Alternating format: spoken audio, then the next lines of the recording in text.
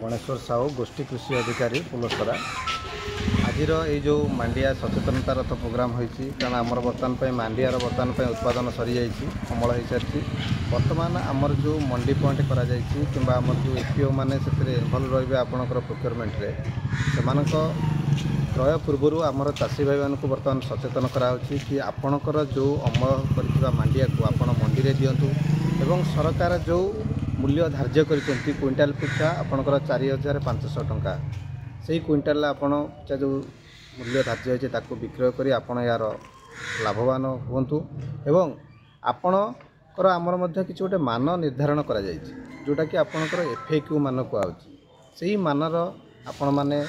निजर जो अमल कर मांडिया को आणिकी मंडी पॉइंट दिंतु एवं जहाँफल कौन हम ना आपणकर आउ ब्लैक मार्केटिंग आमर हो ना एवं चाषी मैंने तार सठिक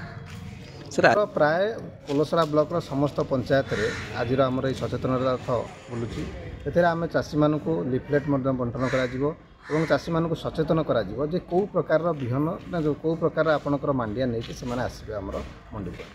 वर्तमान पर्यंत आमर ये सचेतनता तो बर्तमान चलला वर्तमान आमर 1 तारिख रु मंडीर प्रोक्योरमेंट आरंभ हो जोटा कि जनवरी 1 तारिख रु हम एवं यहाँ आपणकर 3 मास धरी चलो।